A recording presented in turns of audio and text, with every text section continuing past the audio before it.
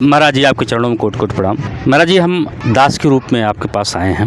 हमारे जीवन में किसी प्रश्न का उत्तर हमें नहीं मिल पा रहा है। आप जैसे संतों से इस प्रश्न का जवाब ढूंढने का प्रयास कर रहे हैं। महाराज जी, कृपा करके महाराज जी हमारे प्रश्नों का उत्तर दे के हमारा मार्गदर्शन करिए आप।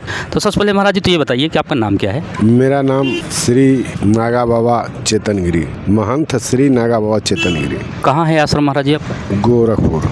महाराज जी, हम जानना चाहते हैं, क्या हमारे जो पूर्व जन्म में जो हमसे अपराध हो चुके हैं, जिसका दंड हम इस जन्म में भोग रहे हैं, चाहे किसी भी रूप में भोग रहे हैं, क्या पूर्व जन्म का जो विधान है, कर्म का जो दंड है, क्या इस जन्म में हम किसी भी प्रकार का कर्म करके उसको बदला जा सकता है महाराज? जी, सत्कर्म करके सतभाव में संतों के सेवा करके आप जो है सत मार्ग पर चल करके और भजन करके, जिसे कहा जाता है सांस सांस मत खोइए, वृथा सांस न जा, ना जाने कब सांस में आवागमन हो जाए। तो भजन करो निज नाम का। निज माने शिव, शिव से बड़ा कोई देवता नहीं हुआ।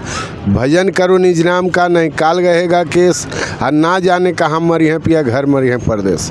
वो सबके पति परमात्मा हैं। शिव के भजन करने से पाप ही भस्म हो जाता है और पाप कोई भी काल आपके पास नहीं आ सकता है। जो आपके जैसे पुरखा पुरनिया देह बदल चुके हैं या भूत पिशाच जो भी आपको शंका होता है, ये आकर आप चाहेंगे तो भजन के माध्यम से आप सबको मोक्ष कर सकते हैं। एक घर में अगर एक संत हो जाता है, जैसे आप हैं, आपके घर में एक संत हो गया, अगर सही मार्ग पर चल रहा है, सही दिशा पर चल रहा है, तो आपके 21 पीढ़ियाँ का परमधाम हो सकता है। ये हमारे लोगों ने जानकारी दे रखा है और हम इसी मार्ग पर चलते हैं कि हम भजन अगर करेंगे तो हमारा मोक्ष होगी, प्राप्ति होगी, हमारे और भक्त जन का कल्याण होगा। और कल्याण के लिए ही हम लोग देश घर बार छोड़ करके साधु संत हुए। से कहावत है, एक शब्द, घर बार छोड़ फकीर चला तो सरपत का टाटी का बानी, आ ये पलटू जब थूक दिया तो थूक के फिर क्या चाटी। हम एक जूना अखाड़े के आई एम नागा बाबा। मेरा नाम श्री 108 श्री महंत नागा बाबा चेतनगिरी, गोरखपुर। क्या महाराज जी, आप लोग जैसे गृहस्थ आश्रम को छोड़ चुके हैं जी, क्या जो गृहस्थ आश्रम में है, जिसके बाल बच्चे हैं, परिवार है, क्या वो भगवान को नहीं प्राप्त कर सकता?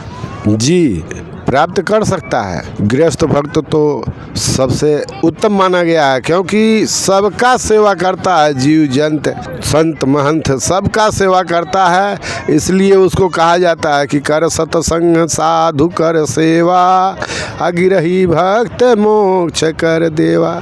अगर संतों के चरणों में, संतों के सेवा में है, अपने बाल बच्चा को जिला खिला रहा है, कमा करके सेवा कर रहा है और सत्य मार्ग पर चल रहा, तो उसका भी मोक्ष होगा। तो महाराज, जब गृहस्थ आश्रम ही सबसे अच्छा आश्रम है, तो हम सब, आप सब ये आश्रम क्यों पकड़ लिए, या आपने गृहस्थ आश्रम को क्यों त्याग दिया? गृहस्थ आश्रम को इसलिए हम लोग त्याग दिया कि हम अपने सत्य मार्ग को चलते हुए और अपने मोक्ष की प्राप्ति करते हुए अपने घर परिवार, जो लोग जैसे भूत पिशाच एन तेन हो जाते हैं ना, कायाकल्प लोग बोलते हैं, उनको भी हम लोग पिंड दान दे करके उनसे भी मोक्ष प्राप्ति कर लेते हैं। इसलिए बड़ा आश्रम माना गया है, संतों का आश्रम बड़ा माना गया है। बशर्ते अगर गृहस्थ नहीं रहेंगे, सेवा कौन करेगा? और सभी लोग गृहस्थ के ही घर से उपजे हैं। जैसे हमारी भी जन्म हुआ है, तो हम भी किसी माँ बाप के तो औलाद हैं। बाकी जब हमको वह मार्ग दिखाई दिया कठिन, जैसे शादी वादी करेंगे तो हमको बाल बच्चा पैदा करना होगा, हमको तमाम कठिनाइयाँ झेलना पड़ेगा, तो इस भाव से हमको जब केवल भजन के आधार से मोक्ष ही जाना है, तो हम सबको छोड़ करके क्यों न हम अपने धाम को ही चलें। इसलिए हम संत का स्वरूप धारण किया।